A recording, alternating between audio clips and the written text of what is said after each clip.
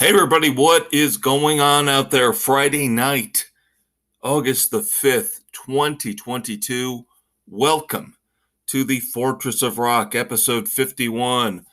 I am the Maestro, Kevin Crane. Glad to have you aboard for another weekend of discussions about the best of rock and roll, past, present, and hopefully future. For all the people out there that say rock and roll is dead, kiss my behind. We will figure it out. We will make it happen. Segment one, as always, news of the world, our tribute to Freddie Mercury and Queen. Not really a lot going on in terms of headlines. Rock and roll news. Couple things, though, to discuss, including one thing that just broke within the last couple hours as I'm taping this podcast episode. Big news, and it's bad news for those of us in the classic rock community. We talked about the fact that Whitesnake was having health issues, and they pretty much canceled their European tour due to said issues. Now the bad news, what we were all fearing, has come down. It has come to pass. Whitesnake is dropping out of the North American tour with the Scorpions. David Coverdale is having respiratory issues that he's just having a hard time overcoming. I really don't want to see Whitesnake go out this way. I would hope, despite everything that David Coverdale has said, he will make good on his promise. He will give us some sort of a farewell tour. I know he wants to keep Whitesnake going in the studio. He admits he is frail. He is human. He wanted to wrap all the touring up. But boy, this is just a bad way for Whitesnake to go out. If he can't muster the troops, get them back together again, maybe a 2023 second run, give Europe their shows, give North America their shows. Again, I understand you get to a certain point, you start to deal with mortality, you start to deal with health issues. Anybody over the age of 50 understands what is going on right now with David Coverdale, but this would be just such a disappointing way for Whitesnake to go out. I really hope that they somehow figure out a way, go out with somebody else next year, whether it's an Iron Maiden, Ozzy Osbourne, whoever it might be. Get out there next year.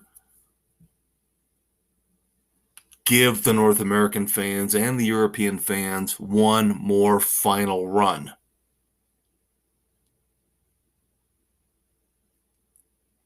But once again, what we want first and foremost is everybody in Whitesnake, especially David Coverdale, to be healthy. Luckily, does not sound like this is any kind of a dire situation. So, that being said, get back out there next year. Suck it up, Buttercup. One more year. You can do it. I told you a couple months back I saw Tom Kiefer. Tom Kiefer had been suffering through multiple issues when it came to his health, when it came to his voice, when it came to his throat. And he sounded pretty much as awesome as he has ever sounded when I saw him earlier this year. If he can do it, so can David Coverdale.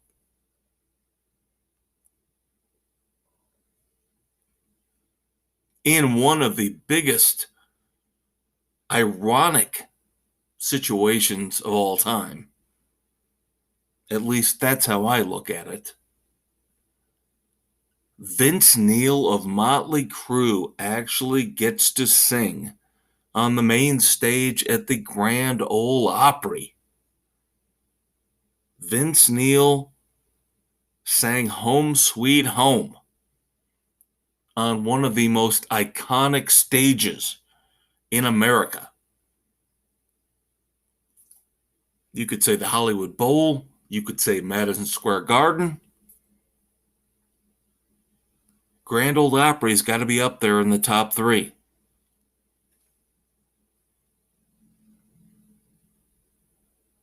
I have not listened to his performance. I'm kind of trying to shy away from anything that might spoil the stadium tour show I am seeing in a week and a half in Indianapolis.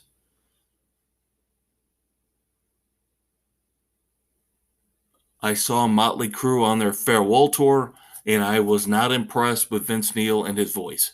So let's just leave it at that. I'm just hoping and praying that somehow he still has the energy. He has somehow figured out a way to nurse his voice to the point where he will not embarrass himself. He will not embarrass Motley Crue on this current massive tour.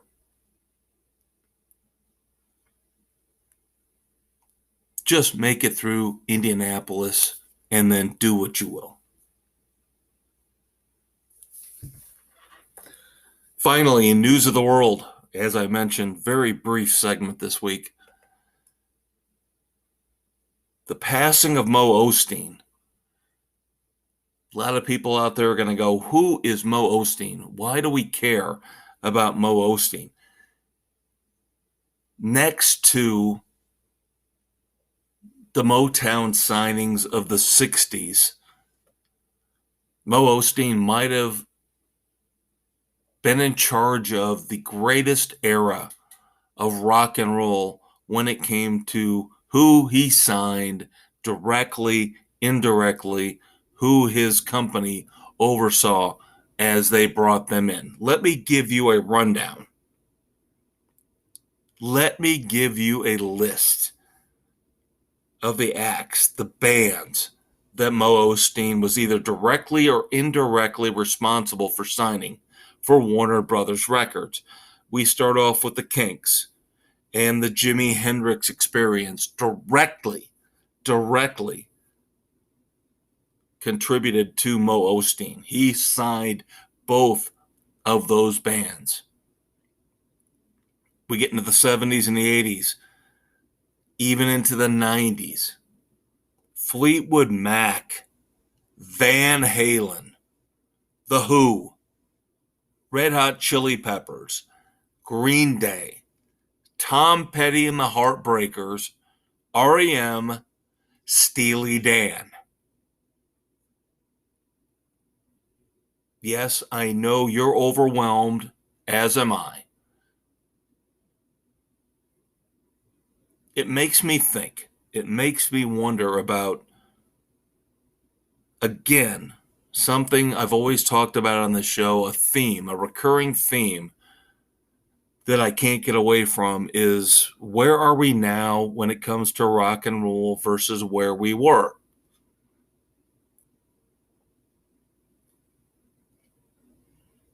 When you listen to all those bands that Mo Osteen was able to bring in from the mid-60s through the early 90s.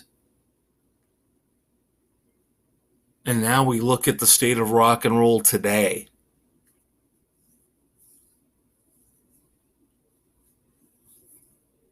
I know a lot of you out there are going to go, well, you have to look at hip-hop and rap. Beyonce. Shakira. Jennifer Lopez. And of course, you still got the naysayers out there who say rock and roll is dead. I don't believe that. I just believe it's turning into an untapped resource. There is still an audience out there for rock and roll. There is still a loud, angry group of young men out there who still want to hear rock and roll, who still want to hear the likes of Twisted Sister and Rat and Poison and Motley Crue. Somebody to channel their feelings. Somebody to channel their emotions. Somebody to channel their worldview.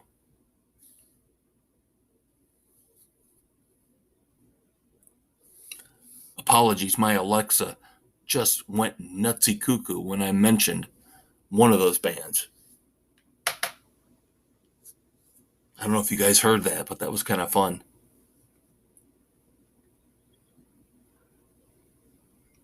There should be music for everybody. Everybody. You shouldn't be called racist because you like rap or hip hop, or if you like hardcore tattoos on the face heavy metal, and anything and everything in between. It's your choice. That's what makes music great. You listen to what you want. You should love the music you listen to, and damn everybody else who doesn't agree with you. It's your music. Music is the most personal medium out there. Movies, television, books. Music is the most personal of all of the mediums that creative types will use to reach you, to touch you. Well, that sounded kind of creepy, but you know what I mean. To touch your heart, to get into your emotions, to get into your feelings. I hate censorship. You know this. I hate anything involving anybody telling you you shouldn't like what you like, or you shouldn't care about what you care about. It's your choice. Read the authors you want. Listen to the music you want. Watch the movies and the shows that you want. Yes, I know there's a communal aspect to it where we all want to find somebody out there who agrees with us, who understands the feelings, the emotions that these particular movies, CDs, albums, TV shows, streaming shows bring out in us. But that doesn't mean you have to sell out. Sometimes if there's that one album, that one band, that one show, that one movie that you and only you seem to get, nothing wrong with that. It's your secret. And that's awesome. And that's what makes it special. All right, that's it for segment one. Sorry, went off on one of my patented Maestro tangents. Kind of had to stretch out segment one. Like I said, it was going to be a little short on content. So I got there though. Made it to the end. Decent, kind of full-length segment. Next up, lots and lots of reviews,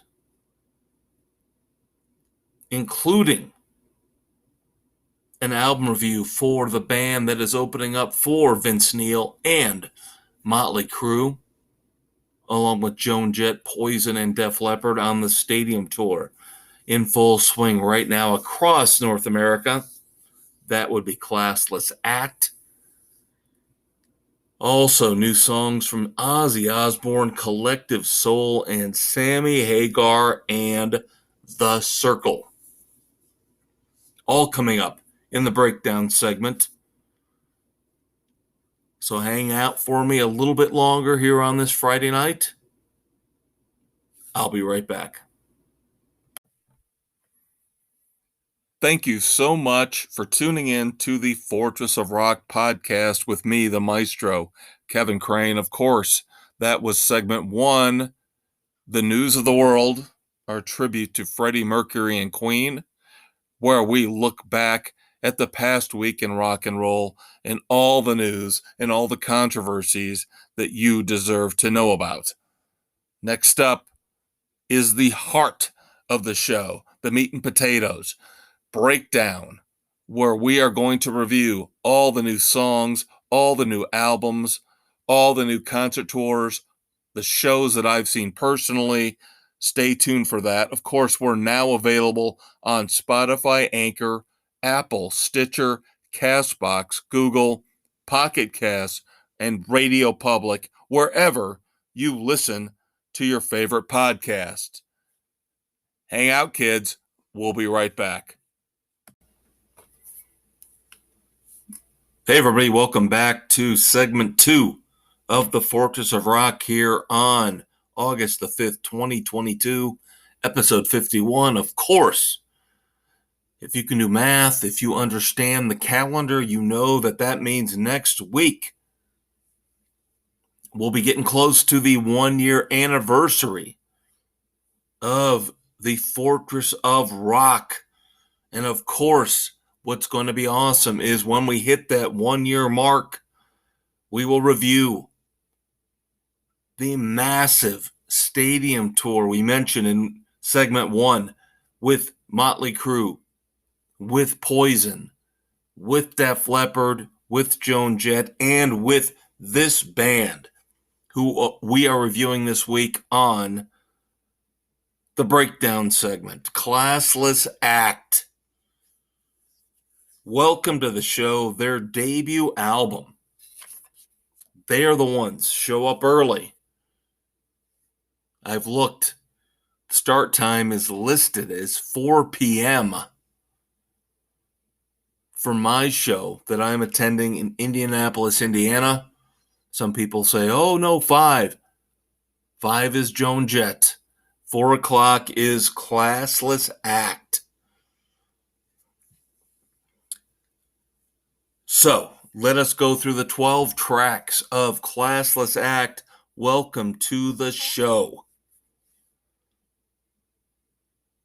Number 1. I admit I have a weakness for this kind of stuff. This is an awkward move in rock and roll history. It doesn't work out all the time. I like it. I admire it. I think it's awesome when a band has a song named after the band. My number one example of how it would be cool, how it works, is Night Ranger. Night Ranger has an unbelievable song on Dawn Patrol called Night Ranger. So, of course, the first song on Welcome to the Show is Classless Act. And it's a pretty damn good song. Vince Neil from Motley Crue lends his vocals, guest stars on the song briefly. It's a messy, awesome song. It's all screaming, yelling, hard rock, decadence, arrogance. I really liked the lead-off track, the theme song, if you will, for Classless Act. And then we get into a song that's even better. Song 2, even though I am not a big fan of the darkness, I've never got the whole over-the-top rock and roll parody theme. Justin Hawkins, lead singer for The Darkness, guest stars on This Is For You, but this ends up being the best song on Welcome to the Show. Very catchy. It rocks. propulsive. So you're 2 songs in and everything's going great, and then the rest of the album just kind of falls apart.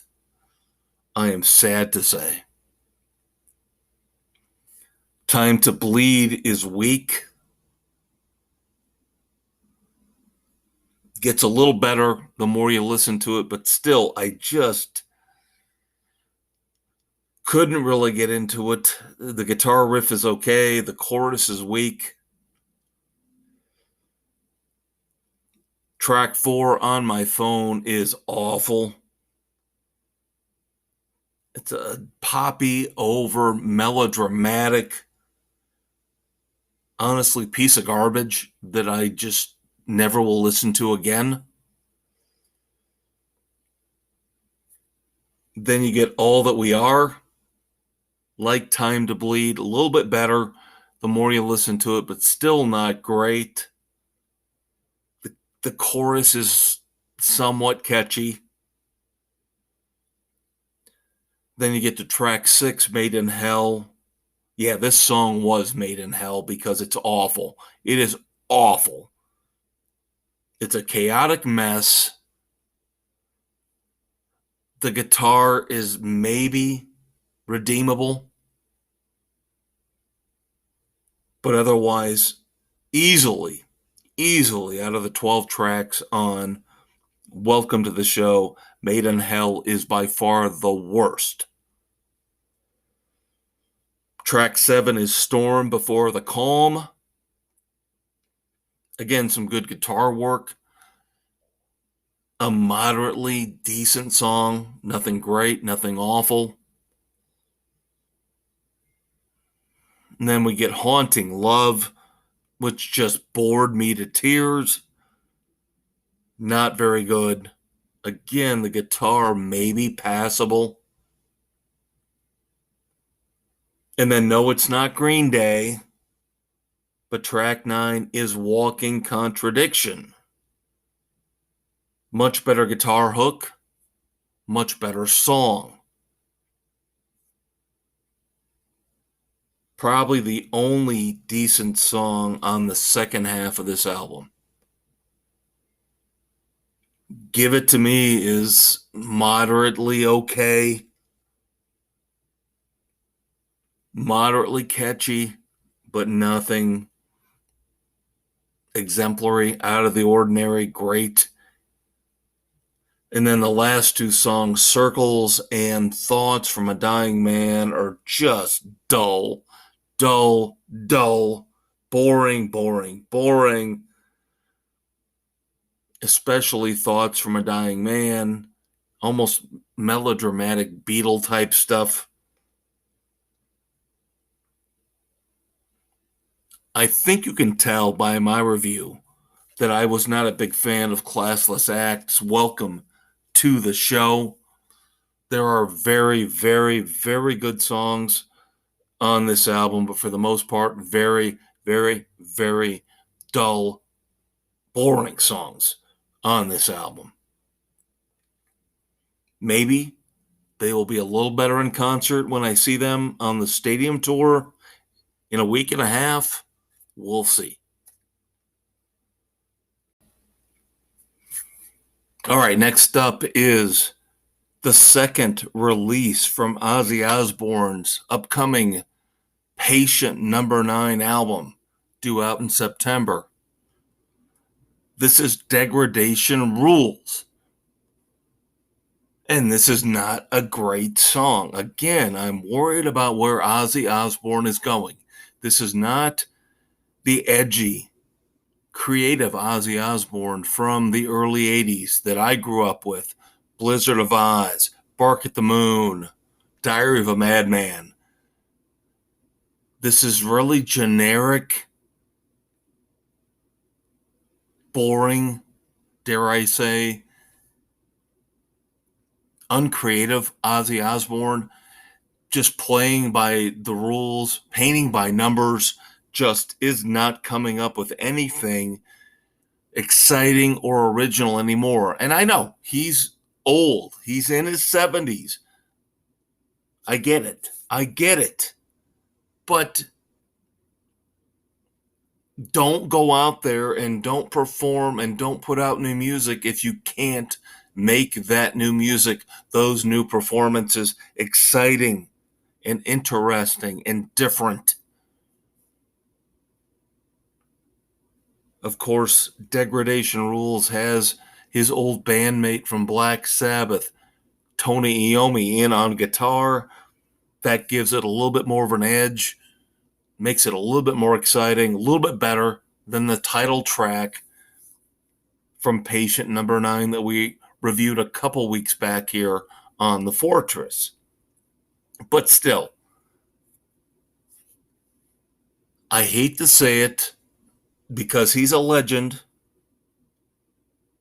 but Ozzy Osbourne has become boring. He has become boring beyond belief. There are guys that are his age, Bruce Springsteen, as much as I give him a hard time for all the other crap he pulls, he's still interesting. U2, they're still interesting. Ozzy just doesn't sound interesting anymore. And I don't know, we're 2 songs in now. Usually by the second release, I can make a decision whether I'm looking at a great album or a boring album. I'm scared to death that Patient Number 9 is going to be boring.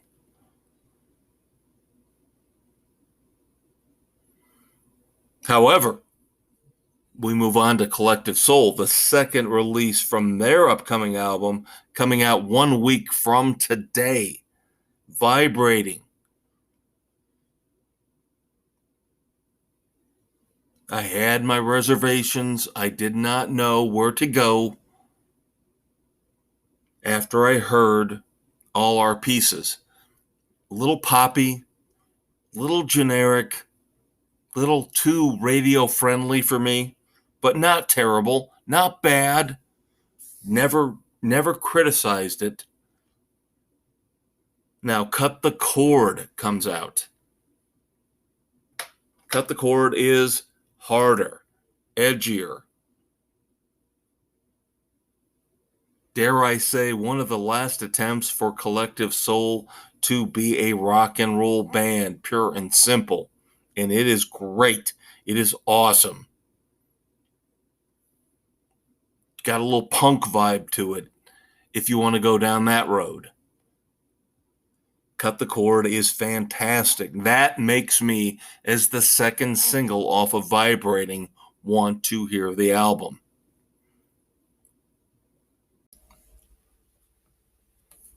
All right, and finally, what we've got here in the breakdown segment,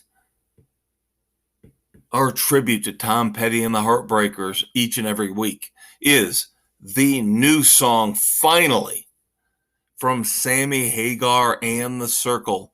Rumors have been bouncing around for months about the new album. I just saw them in concert a few months back. They played nothing new. But Sammy said there was new stuff coming. The tour is the Crazy Times Tour. So where is Crazy Times? The song, the album, give us something, anything, and now, lo and behold, we get the title track from the upcoming album, Crazy Times, from Sammy Hagar and The Circle. Check out the album cover. One of the coolest album covers I've seen in a long, long time. The title track from the new album is cool as hell. A little different. Sammy's trying to tell everybody, oh, I'm doing new stuff. I'm going off on different paths. It's still Sammy. It's still The Circle. It's still really, really cool, creative, awesome rock and roll. all 4 band members featured in one way or another on this song. That's probably what makes it coolest of any other attribute, of any other compliment I could give it, is that all 4 members are featured at one point or another. Jason Bonham, Vic Johnson, Michael Anthony, and of course, Sammy Hagar.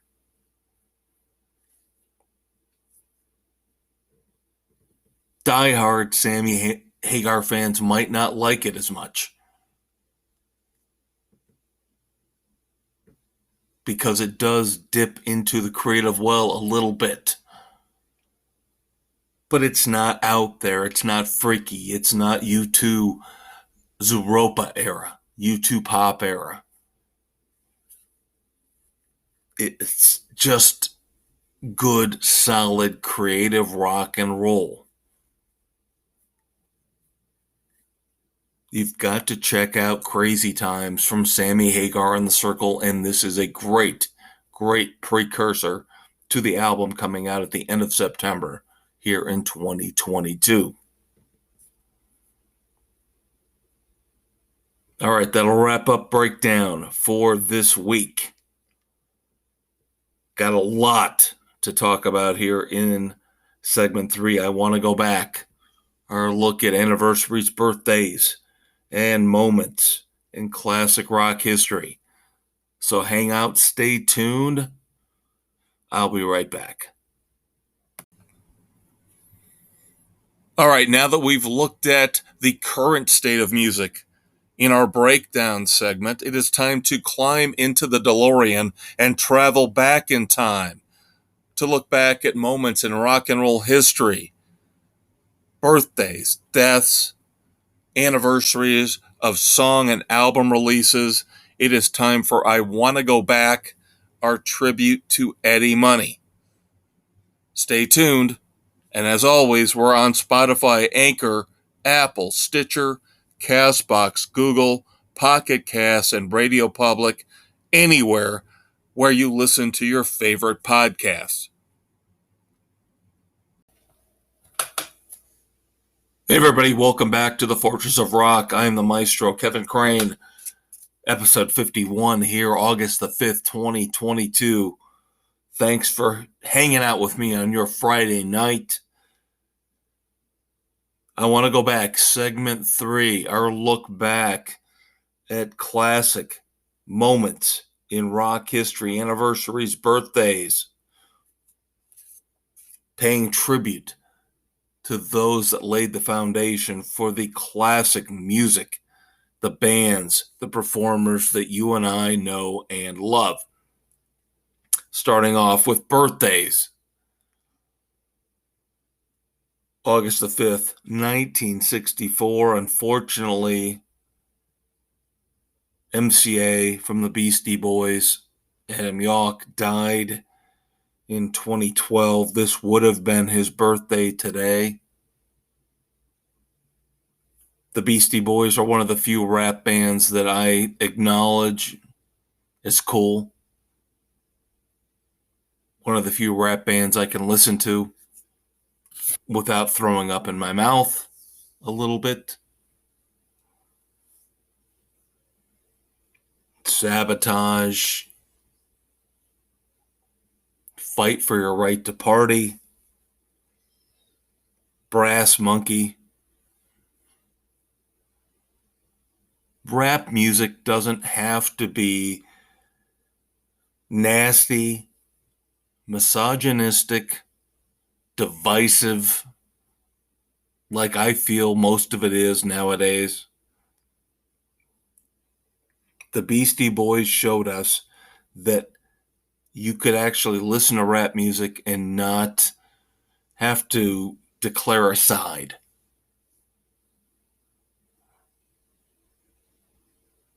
Some people will disagree with me on that. That's fine. You're entitled to your opinion, but I feel like rap music divides us. I feel like it tears us apart.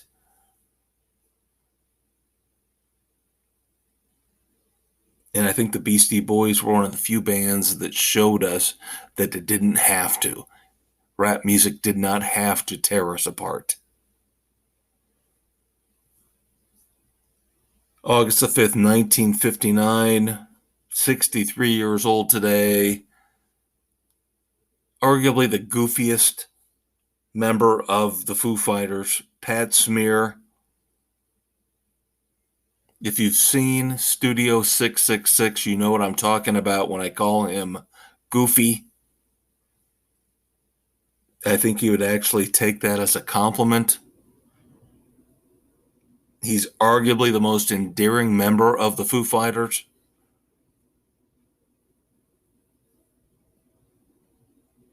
Happy birthday to my man, Pat Smear. Going back to August the 5th of 1955, Eddie Fingers Ojeda of Twisted Sister, 67 years old today. Of course, one of the guitar players in that legendary 80s hair metal band. Now, here's where I will say, as much as I love my 80s music, as much as I love Rat and Poison and Motley Crue, and all of the music that came out of the 80s and the MTV generation, I never liked Twisted Sister all that much. Confession. Deep dark confession. They went too far with the makeup. They went too far with the clothes. And then they were never really that good, in my opinion, musically, to pull it off. It felt like they wanted to be Kiss. It felt like they wanted to be Motley Crue. And they never could find a common ground between the two.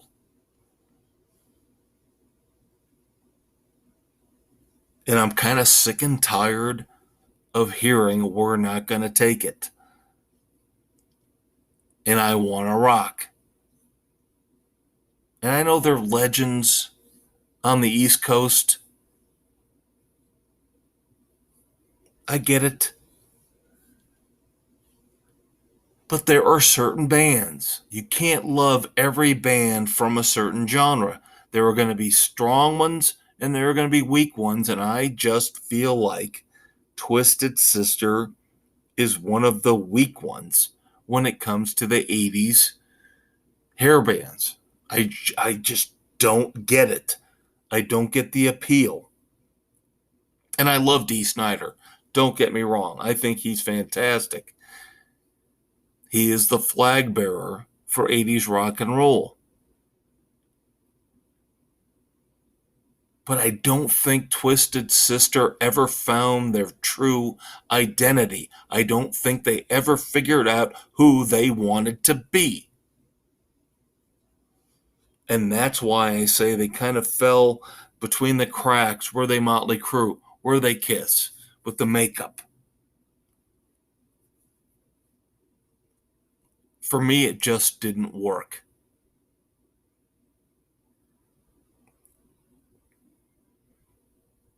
Finally, when it comes to birthdays, going back to August the 5th of 1947, 75 years old as we tape this, Rick Derringer. Rick Derringer could be one of those overlooked rock legends. He could be one of the most overlooked when it comes to his contributions to rock and roll and the history of rock music. He has ties to my home state, Indiana, so I have to give him props and credit for that. Grew up in Union City, Indiana, over on the eastern border, east of Indianapolis, south of Fort Wayne. That's where he formed the McCoys, who had the massive massive hit. Hang On Sloopy. He played with Edgar Winter and Johnny Winter. And of course, on his own, his big hit, which I still hear around here to this day on the radio almost every day. If you turn on one of the classic rock stations around here, you will hear Rock and Roll Hoochie Coo.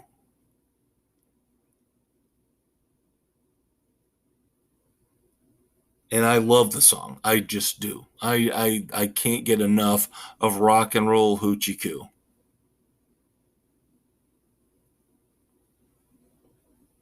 It's almost like a saying around here.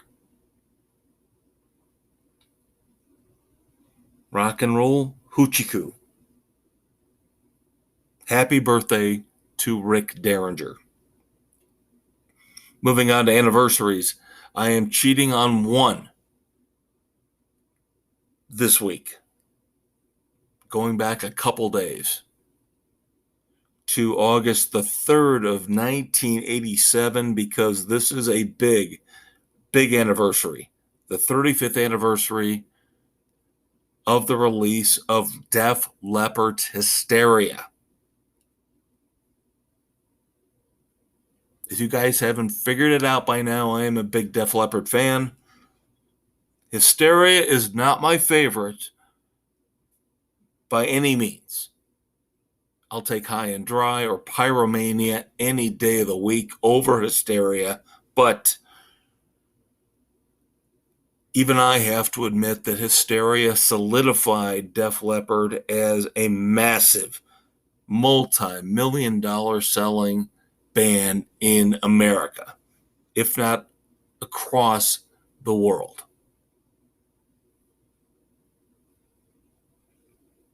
We've talked about the stadium tour. We've talked about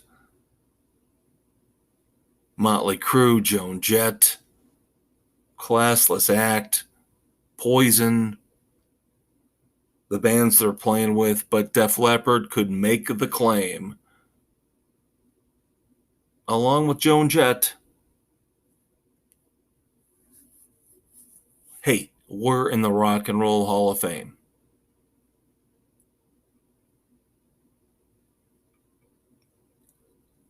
Going back to August the 5th, as we tape here, August the 5th, 2022, in 1992, on this day, unfortunately, Toto's drummer and noted session drummer Jeff Porcaro died at the young age of 38 years old. And believe it or not, even though a lot of you will mock me, a lot of you will scoff, number one, Toto was underrated. Toto 4 especially, that album does not get the credit it deserves for being one of the greatest albums of the 1980s. But if you look at Jeff Porcaro and look at the albums he played on, the people he played with as a session drummer, because remember, Toto was basically put together from a bunch of West Coast session players who basically got tired of being session players and wanted to create a band, create something different. Look at everybody those guys played with, and look at who Jeff Porcaro played with.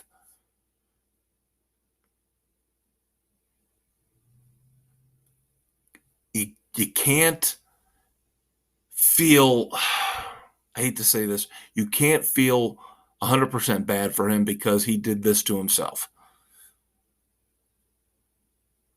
He had a heart attack based on the wear and tear that drugs and alcohol had put on his heart. So in that sense, I can't feel sorry. I'm sorry, I can't.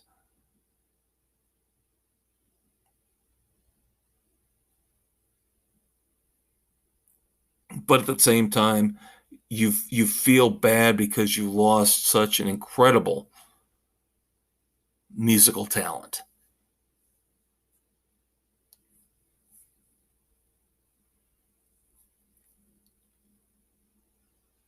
Kind of an awkward segue, going all the way back to August the 5th, 1972, because, of course, we have discussed Steven Tyler's problems with addiction, the fact that Aerosmith has had to postpone and cancel parts of their residency in Las Vegas. This year was supposed to be for them a celebration. This year was supposed to be their 50th anniversary tour. Rock it out in Vegas. Afterwards, maybe a world tour to celebrate 50 years of Aerosmith, because on this day, August the 5th, 1972, this is when they signed with CBS Records for $125,000.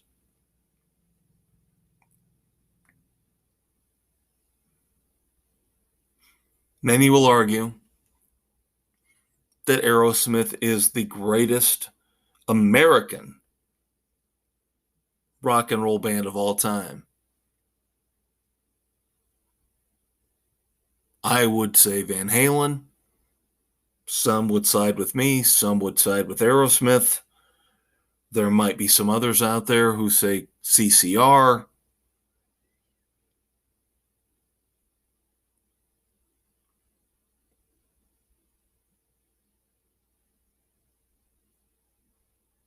I just hope Aerosmith can get everything together. Steven Tyler can get his act together.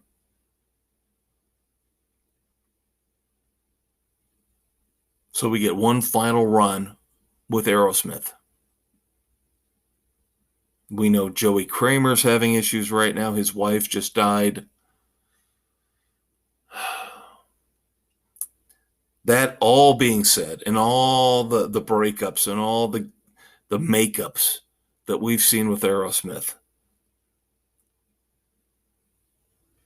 this seems like the band that can get back together. The original lineup can get back together and make one final run. And that would be awesome. Let's hope it happens. Then finally, going back all the way back in time to August the 5th of 1957. This is where I date myself. A lot of the older listeners out there will agree with me on this. Younger ones are going to go, what the hell is he talking about? My daughter, 20 years old, would probably look at me acting like, Dad, what the hell are you talking about? And that's sad. That's really sad, because August the 5th, 1957 was the first airing in the United States of American Bandstand. American Bandstand is such an iconic show. Was it awkward at times? Was it goofy with the lip syncing? Of course it was. Lip syncing was all the rage through the MTV era. American Bandstand actually was before its time, if you think about it.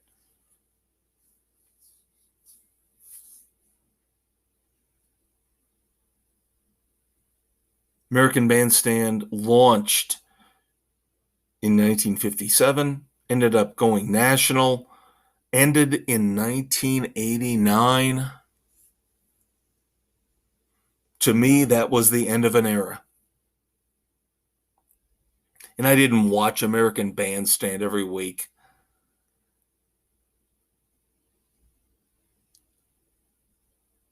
I've mentioned on The Fortress in the past, I listened to American Top 40 with Casey Kasem every chance I could. I'm a stats guy. I'm a sports guy.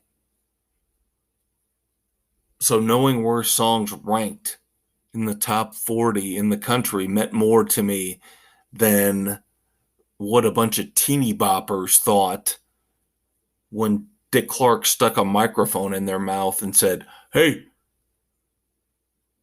thumbs up, thumbs down. What do you think?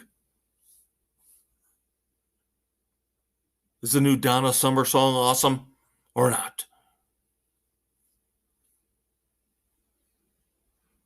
Now, the concept still was awesome. The concept was still very cool.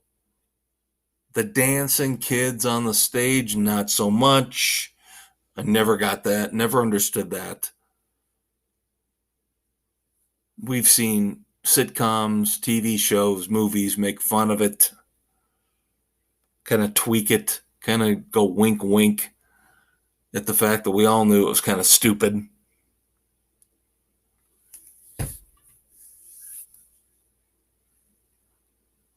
But American Bandstand was the precursor for MTV. It was the show that led us into the video age. Think about Carson Daly. Think about the show. Now, I tuned out at that time on MTV. The music had gone downhill. The channel had gone downhill, but wasn't the Daily Countdown on MTV with Carson Daly just kind of some bizarre, awkward version of American Bandstand? I think it was. Everybody always likes to think they can rate stuff. They can tell you what's good, what's not good. We all think we know better than everybody else. Look at Instagram. Look at TikTok. Look at this podcast. I'm telling you right now, as much as I like to think this is a collaborative effort, in the end, it's about me. I'm telling you what I like, what you should like. Is it arrogant? Sure. I don't think it's obnoxious, but it's arrogant. It's egotistical. Anybody who does their own show, hosts their own show, or gets on a performance show to try to win a contest to show everybody they're better than the other contestants, it's egotistical. Just know your role. I understand my role. Dick Clark was the man. Just like Simon Cowell, just like Ryan Seacrest. But Dick Clark was better than those guys. Dick Clark was more personable because back then in the 60s and the 70s, you had to carry the show. There were fewer outlets. You had to have a better personality. You had to be more likable. Ryan Seacrest is a piece of cardboard, a piece of wet cardboard with two legs. And Simon Cowell is not much better. He's an arrogant piece of wet cardboard with two legs. But Dick Clark had personality. Dick Clark made us feel welcome when we let the bandstand into our houses and our homes one time a week. And all those kids were dancing. And then we got to see the coolest acts and the coolest bands. Yes, even Van Halen was on American Bandstand. I think it's fitting the show ended in 1989. That seems like the appropriate time. Could you see Guns N' Roses being on American Bandstand? Axl Rose slash Axl showing up 20 minutes late for the taping. Kurt Cobain. I think 1989 was about the perfect time for American Bandstand to call it quits. But that being said, I don't want to hear anybody ever disparage that show.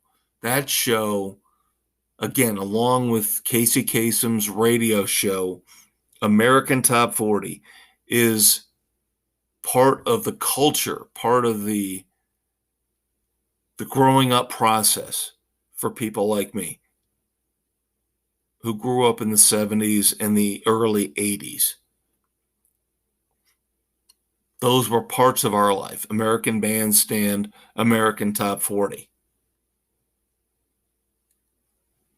That's why every week I bemoan and I cry and I bitch and I piss and I moan about how Billboard has fucked up everything. Pardon my French. I shouldn't have dropped the F-bomb, but Billboard has screwed everything up. We used to be able to get a reasonable look at what was selling and what was popular in this country, and now we don't, because they've skewed things so far, like everything else in our society, too far the other way. They basically have tried to kill rock and roll. You won't get a rock and roll album in the top 40 anymore. It doesn't matter who it is. It could be Guns N' Roses, who are still immensely popular. Even the Foo Fighters struggle to get a number one album now, which I think is garbage, which I think is BS.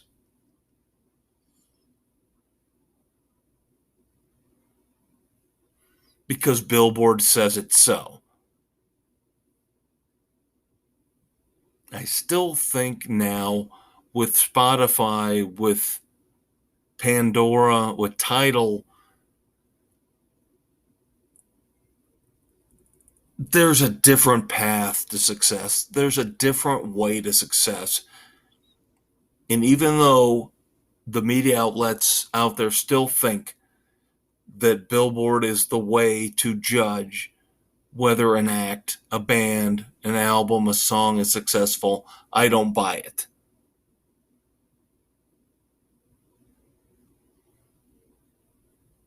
We don't have MTV anymore. We don't have American Bandstand anymore. We don't have American Top 40 anymore. But I'm telling you, we will find a way to go back to those times, those better times, those more innocent times when we could listen to rock and roll. We knew what was popular among all of us. Black, white, didn't matter creed, color, race, religion. We will find a way where everybody is represented. Everybody gets a say in what's popular, what sells, what we're listening to, and what we're not. I have faith. It will happen. Rolling Stone, Billboard, be damned. All right, got to wrap up. Segment 4 coming. Going to tell you what we've got for you next week. We've got a lot of stuff coming up in the next couple weeks. Wrap It Up is coming up next. Hang out just a couple more minutes with me, kids. The Fortress of Rock will be right back. Well, we hope you enjoyed our trip back in time, looking back at the anniversaries, the classic moments in rock and roll history. But of course, the DeLorean works both ways. So now we have to move forward. The last segment here, as always, on the Fortress of Rock with me, the Maestro Kevin Crane. Spotify, Anchor, Apple, Stitcher, Castbox, Google, Pocket Casts, Radio Public, wherever you listen to your favorite podcasts. It's all about the future. What's coming out here in the next month or two? What songs? What albums? What concert tours? That's why we call it Wrap It Up. Thanks to the fabulous Thunderbirds. Thanks to you for hanging out. Here comes our final segment. All right, kids, thanks for hanging out with me through a ragged, disjointed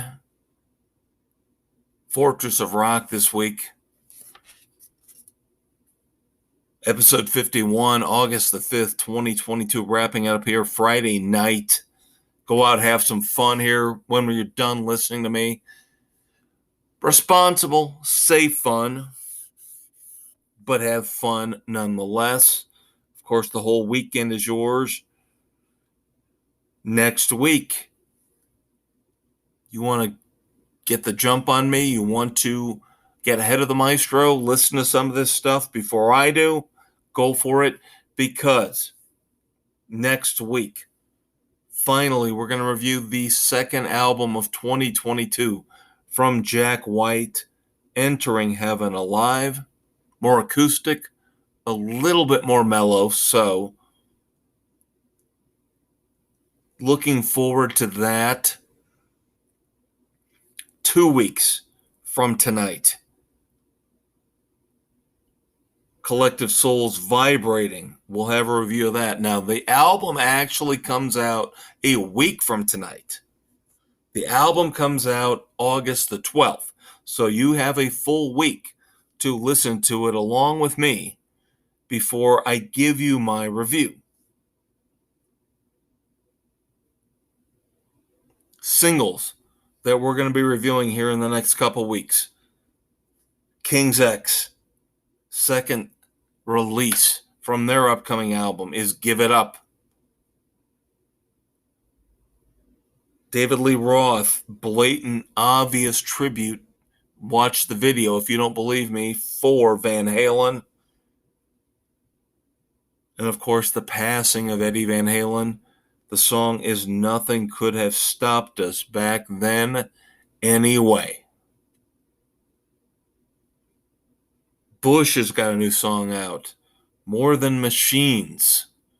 We will review that within the next couple weeks here on the Fortress of Rock. And then finally, my band, one of my favorite bands out right now, Alter Bridge, second release from their upcoming album, Pawns and Kings, is Silver Tongue. Within the next 2 weeks, we will have a review of that for you. And of course, as I mentioned earlier in this episode, 2 weeks from tonight, my review of the stadium tour with Motley Crue, Poison, Def Leppard, Joan Jett, and Classless Act. Coming up on the concert front over the next few months, we will have Stone Temple Pilots live in South Bend. We will have Judas Priest and Queensryche live in Kalamazoo, Michigan. Stone Temple Pilots coming up in September. Judas Priest, Queensryche coming up in October. As always, we try to keep things interesting, new, fresh here on the Fortress of Rock. Once again, I apologize. This has been kind of a mess of an episode. A little bit disjointed. Hopefully you couldn't tell. I've edited, I've cut, I've pasted, I've done all the things that the wonders of modern technology would allow me to do to make this the best episode I could. Love doing this each and every week for you guys. Once again, I'm the Maestro. You guys have a great weekend. I will check you out next Friday night. Take care, kids.